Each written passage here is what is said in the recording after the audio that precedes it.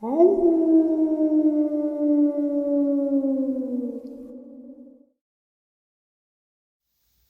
and salutations, everyone. I hope everyone is still doing well, and welcome to, depending on wherever you may live or however you choose to read your clock, this early morning or middle of the night bonus upload. Before we jump into it, a couple links. As many of you know, I rely on Patreon, PayPal, channel membership, and the merch to help the channel to continue to grow and go. Links to Patreon, PayPal, and channel membership is in the description below. Merch displayed directly under the video. Also, Dogman Frightening Encounters, Volume 1 through 3, the audiobook versions. They were written and researched by Tom Lyons, narrated and produced by me, Jeff Nadolny. Those audiobooks are available on Audible, Amazon, and iTunes, links to which are also in the description as well. And finally, last but definitely not least, if you'd really like to help support the channel to continue to grow and go, simply subscribe. It does not cost a cent. Click the like button, takes half a second. If you don't want to miss out on any of the informative uploads I put out daily, click that bell icon, and folks, please leave a comment. Why? Well, because all of these things really do help the channel to continue to grow and go. And yes, folks, they definitely do matter.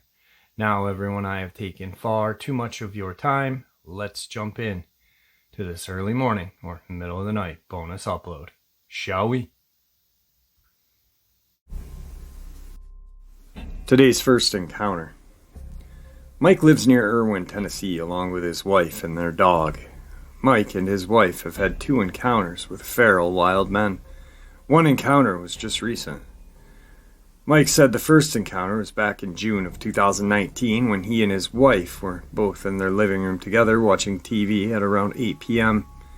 They were both startled when they saw a deformed man's face appear in a window. Mike's wife literally yelled out in fright, stared at them and gave them an evil smile and ran off into the woods. They did call the police. Police searched the yard and tree line but found nothing. By 11 p.m., while in bed, Mike and his wife, who couldn't sleep and had the gun nearby, heard disturbing laughter from outside of the window. The laugh was a lunatic-type laugh. Mike took his gun and went out the door and out of his porch, where he yelled, "Get the hell out of here," and shot 2 rounds into the ground. Mike saw not 1 but 2 wild men run from behind his shed into the woods. Mike was so disturbed at the sight of them that he shut and locked the door. He returned to the bed with his wife, but they both could not sleep. The following morning, Mike's wife routinely let their dog outside to use the restroom. The dog will do her business, then will always return to the front door and scratch to be let in.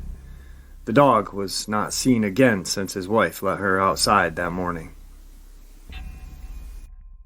Just last week, Mike's wife had a sighting.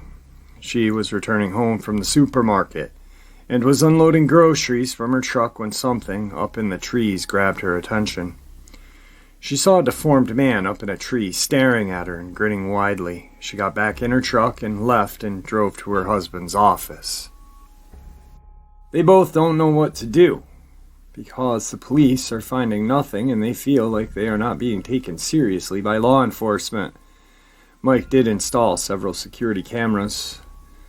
Mike's description of the wild man: taller than 6 foot, thin but toned body, long hair on their heads with patches of hair throughout their bodies, pale gray skin, long fingernails. Eyes are large and wide and are black. Looks like a man/Bigfoot troll mix, deformed features in the face and head. Update: Mike did locate the dog about 1/8 of a mile from his house in the woods, dead. The dog was not in great condition, and I will not go into those details here, but fur was how he recognized his dog. To be conservative, there was not much left but fur and bones. The wife does believe a feral wild man is responsible. Mike and his wife continue to have sightings, but mostly up in trees. They have excluded the police because the police never find anything and have told Mike and his wife that they are most likely seeing campers throughout the woods.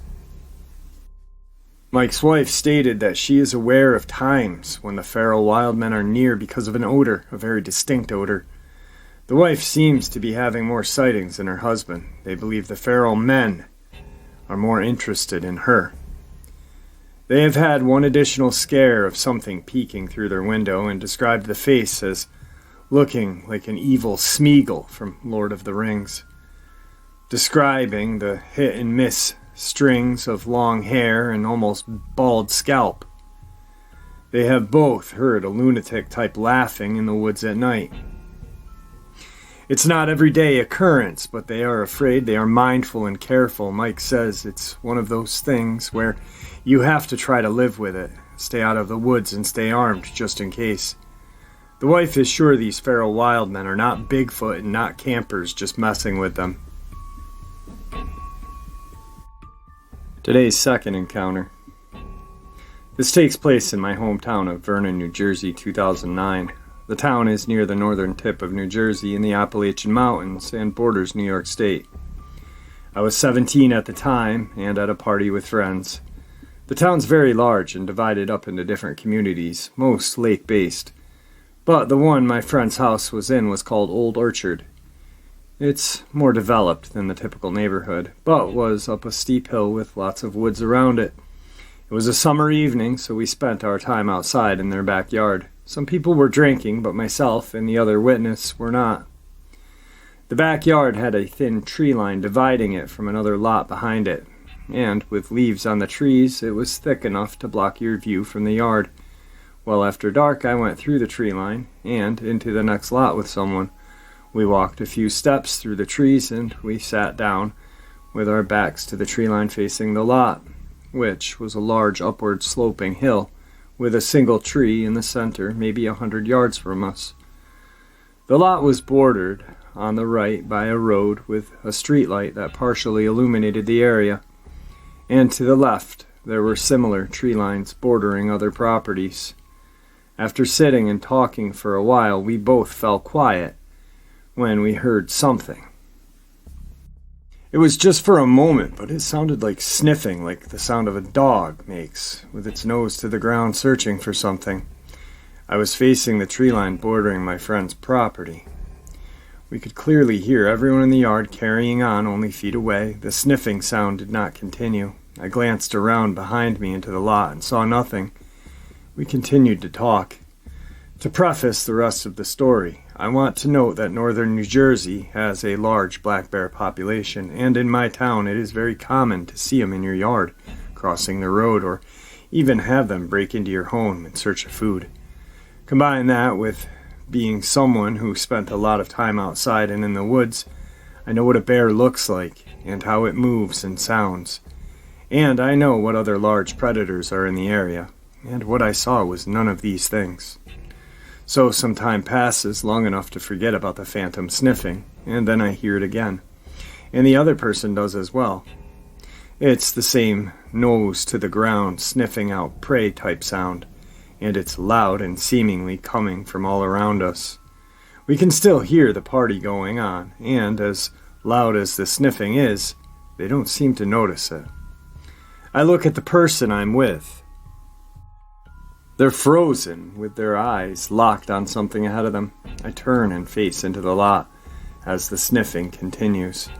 And under the tree I see a large dark outline of something. It's shaped like a bear, but larger, standing about 6 feet on all fours. Its head's down to the ground and it's sniffing around under the tree. But it still makes no sense that we would be able to hear it from all the way from where we were, let alone how loud it was. Then it moves forward, and that's when I am certain it's not an animal I am familiar with, because it puts its 2 front legs out first, and then its back legs shuffle forward in one motion like a rabbit or a kangaroo. I didn't watch for very long, but enough to see it keep shuffling forward like that for a few more times. The whole time its head is to the ground, sniffing as loud as it's breathing in our ears. Again, it was only bright enough to see the silhouette, but it appeared to have fur. I had a strong feeling that it could feel me looking at it, and if I kept watching it, it would notice me. And I did not want that to happen. The person and I locked eyes, grabbed each other's hands, and bolted back to the yard. No one else noticed. Most were too drunk to even know we were gone. It was late, and I convinced some people to go inside to the living room and sleep. Other people stayed out in the yards in the tent, but no one mentioned anything weird the next morning. We didn't tell anyone what had happened during the party, and the reason the other witness is someone, and not my friend, is because they were really just an acquaintance I met and was trying to hook up with. I never saw them again. I don't even know their last name. I want to contact them and ask them about it. And we didn't speak of it to each other while at the party either. Northern New Jersey is supposed to have Bigfoot-type cryptid called the Big Red Eye, and the Jersey Devil, of course, but I don't think this fits any. I've had a lot of paranormal experiences in my life, but this is the only cryptid type I've ever had. I don't know what it was, but I got a distinct feeling it was something that I was not supposed to see. Today's third part of the upload.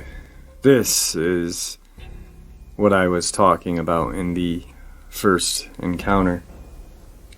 Feral humans, categorized into three basic types. First, the existence of people who have mental transformations in the woods and have entered an animal-like state, which has been documented. Second, people who have been raised from birth in the wild as feral humans in North America, specifically Appalachia.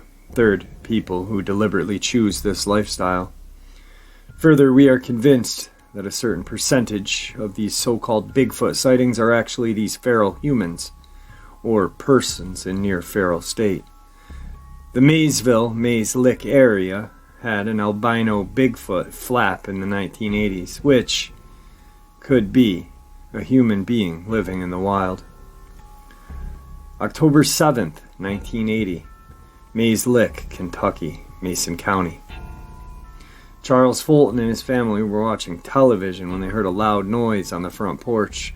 Fulton said he heard his son's pet rooster disturbed. When he peered out the front door, he saw a white, hairy creature with pink eyes that must have weighed 400 pounds and was about 7 feet tall. The creature was holding the rooster by its neck and then threw it against the side of the house. It then proceeded around back of the house into a vacant lot.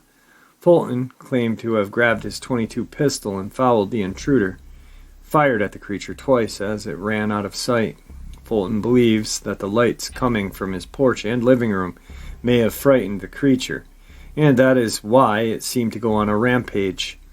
Fulton said that this white hair was real long, much like a horse's mane. He also stated that the creature was man-like, except the eyes were like that of an animal. November 5th, 1980, Mason County, Kentucky, west of Maysville on US 68.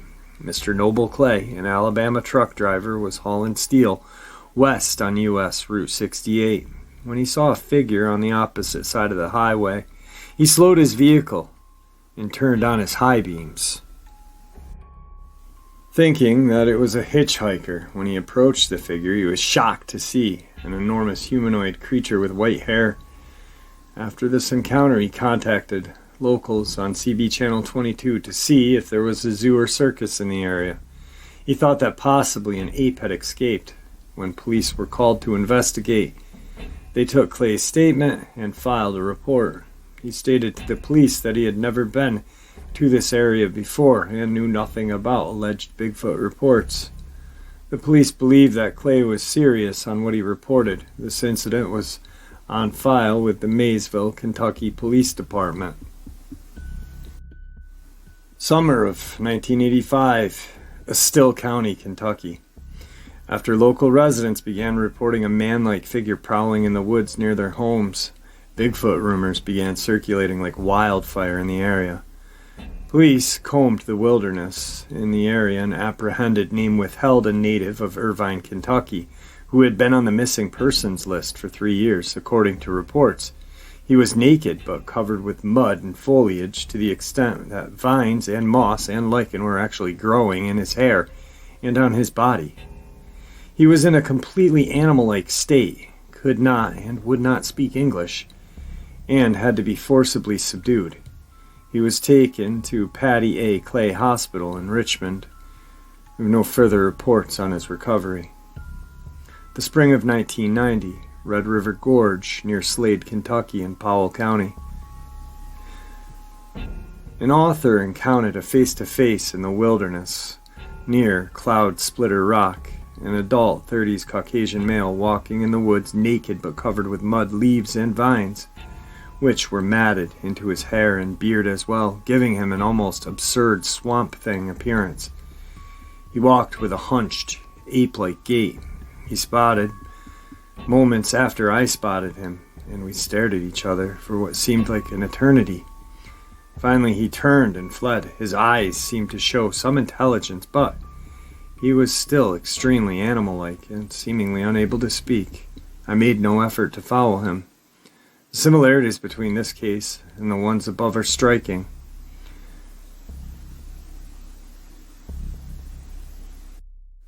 Today's fourth part is where some of these missing persons and theories of cryptids and these so-called wild men or interbred, whatever the hell they are, comes to light right now. I live in the Great Smoky Mountains, and I know what snatches children. I'm on the North Carolina side of the Great Smoky Mountains, lived there my entire life. All of us know what's in these woods and mountains. Since the 30s and 40s, there have been feral wild men living in these mountains. They are fast. They will snatch livestock and children. The FBI knows. It's why they don't get involved. I've heard other stories that there are some attempt to kill these feral wild men, but they still exist even today. And I'm not talking about some end-of-the-day extremist who took the woods. I mean feral, completely wild men with their own language living underground. We don't go into these woods at night. During the day we make sure to stay on the trails. Sometimes you will smell it, that putrid scent. At night you'll hear them hollering, supposed inbreds. The locals around here know what happened to Dennis Martin. He was snatched by one of those wild feral men. It's not uncommon for people to go missing here. They are normally found, but you'd also be surprised at the number of children who simply disappear. The FBI has covered it up for years. Where do you think the movie The Hills Have Eyes come from? It's true. I hear them from time to time, disturbing sounds. They live all up and down the mountains here, in national parks and forests. The stories that we all heard growing up about the feral wild men were told to us due to the fact that so many people would go missing in the mountains. Of course, it was a way for our parents to scare us so we wouldn't wander off too far from them or venture off into the woods alone, and Dennis Martin was used as an example. My grandfather recalls the newspapers blowing the story up in 1969, I believe. The newspapers said one thing, while TN and NC locals said another. The locals said this then, and they said this now.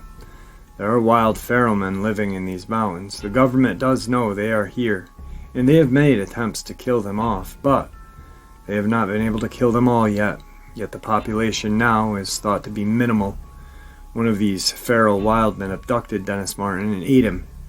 This particular feral was spotted by a family in the woods who were in the same vicinity and stated they saw a feral trying to hide from them behind a bush and was hanging onto a small child from its back like a backpack. The feral was described as being very hairy and tall, wearing a well-worn dirty shirt. The military came and stayed for a week in the mountains, killing a handful of the feral wild men, including the one who abducted Dennis. Dennis's bones were found by the military, but this was hidden from the family and the papers. One of the agents that worked on this and was ordered into the woods to kill the feral men ended up committing suicide some years later, not being able to cope with what he had seen in those mountains all those years and after other assignments into similar incidences. My grandfather claimed to have seen 2 of them in his life. He told me that his first encounter was when he was a child, years before the Martin case. when he and his dad were on a trail in the woods on the Tennessee-North Carolina line when they both approached a dead-end area that bordered a heavy tree line. Just inside the tree line, they saw a wild hillbilly leaning over a deer eating its insides. Wild hillbilly is what my grandfather said the locals used to call them long before any media named them anything else. The wild hillbilly was man-like, long hair, and was very oily and dirty. The body hair was extensive. The man was bloody, having obviously just killed the deer. My grandfather said that his dad would later say that the hillbilly had a string of deer guts in his deformed hand. My grandfather has always mentioned the smell of pure garbage and vomit. They both stopped and walked backwards until they were out of the hillbilly's sight, but said the hillbilly was obviously startled and screaming, as if saying, "Stay the fuck back, this is my deer." The hillbilly was dragging the deer back further into the tree line as my grandfather and his dad backed away. The second sighting was when my grandfather was hunting in '97. He and his buddy saw a female. They said they were taken back at the obvious sign of breasts, but this one looked more Bigfoot-like. She was running and then suddenly jumped into some hole in the ground and disappeared. They did not go looking for it. This is where the underground cave systems come into play. Inside the mountains and in the caves is where these wild men, Bigfoot creatures are at. And that's why they cannot be found. It's worldwide. Governments know of them. They don't get involved with these creatures unless there's a disappearance and they have to go in and kill, as they did with Dennis Martin. Our governments admitting to these creatures and UFOs would break down our religious systems. Dealing with public about these creatures is something that has been avoided for years at all costs. Our caves and mountains can't be controlled. The underground cave systems are massive, and what's in them is beyond basic human comprehension. Yes, these wild feral men are cannibal and inbred. They will often snatch children to eat. Some are raised to reproduce. The geriatric population and disabled are easy targets for food because it's not expected they'll fight back. They also have trap doors in the woods and doors in the mountains. They will often steal clothing, dig in trash, take pets and farm animals. Though I personally have never seen a wild feral man, I do have evidence of them. The smell also. I have tons of stories and other things I've seen out in these mountains, more demonic, but so far I have yet to see a wild feral man. I believe, though, only because of the other things I have experienced out here throughout my life. I believe that a lot of the missing 411 cases will not be solved. Kids, hunters, tourists, all missing in a blink of an eye. Everyone always expects reasonable explanations for things because we are still so primitive. Our eyes are just not open to what's really out there. I do not believe much of the population could mentally handle or cope with it if they did know the truth. I believe the wild feral men are Panamanian jungle was also a reason responsible for the Frone Kramers case. I am a believer, yet I still live here in these woods. If you're a hiker, a hunter, or grew up around the mountains, then you know the hold that the mountains and forests can have over you. Such beauty, such fright. Today's final encounter. I went on a family vacation to the Great Smoky Mountains. I'm not sure what month it was, but in the spring. We'd been there a few days, exploring just everywhere. This is something we have done every year, but this year it turned out to be very different. It was the day before we were about to leave and head back home. My dad decided we would all take a walk down the trails and streams. We were at Deep Creek Loop Trail. My dad had taken his fishing pole. Dad, Mom, my brother, and myself were walking by the stream. My brother and I kind of walked away from the stream a little ways off the trail into the woods. I'm not sure how far from my parents. I do know I couldn't see them anymore. I don't remember if my brother or myself saw it first. From a side view, my first thought was an animal because of the movement in the trees. So being very quiet, we stepped to the side by the tree to hide and be able to watch it. What I thought was an animal was indeed not. It heard us and turned toward us. What I saw was horrifying. It was bent over, devouring a dead animal, possibly a deer. It was tearing its guts out and eating it. It had bloody hands, face, and chest. I saw enough to know this was not an animal, but dear God, it was not a man either. It had blood, flesh hanging from its mouth and hands. It had a large forehead that looked like it had knots. It was very hairy, but not as hairy as a bear or Bigfoot, and between the blood and skin looked dirty. It was a deformed man. We were so scared my brother took off, running first, then I followed. I turned just for a second to see if it was coming after us. As I was turning to run also, it took off running the other way. It didn't stand totally straight up, but I could tell it was a male. By what I saw, it was at least 6 feet tall, may have been even taller. Since he didn't stand straight, it was hard to tell. He was pretty thick, but still very skinny and deformed. What got me was how it looked like a human, man, and a creature mix. I could also smell an odor that was like flesh and garbage. We ran back to my parents and told them. My dad at first thought we might have been trying to pull a prank on him. He played along and walked back to where he had come from. A minute later, he came back and said, "We have to go now." His face was pale, like he had lost all his color. We went to a ranger and told him everything. He said he was going to call another ranger, and they would look into it. They thanked us as we drove off. That was our last visit there. I had nightmares for a while, but never spoke of it to anyone. I still don't know what we saw, but this was a man that was mixed with a monster. Good God, if Bigfoot and Dogman weren't enough, now we've got some sort of deformed, inbred, hairy fuck show out there. I mean, we all knew that there were things out there that were just as scary as Dogman and Bigfoot. You know, it's just crazy that the government covers these things up.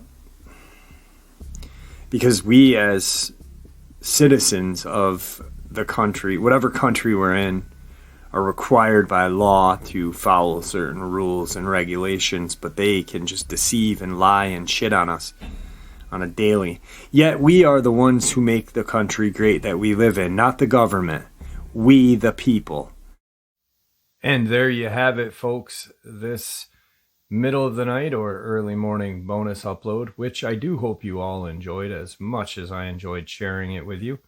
I'd like to thank you all for supporting the channel. It is, after all, your support that keeps the channel growing and going, and what gives folks like us a chance and a place to share our experiences and theories judgment-free, just simply treated with the respect that we all deserve. Everyone, please stay safe, happy, healthy, and ever vigilant, keeping an eye on our children, pets, family, and friends. These creatures are real. They are out there and dangerous. Share this information with those you love and care about, and it may just help save their lives someday. Until next time, never stop asking questions, never stop searching for answers, and God bless.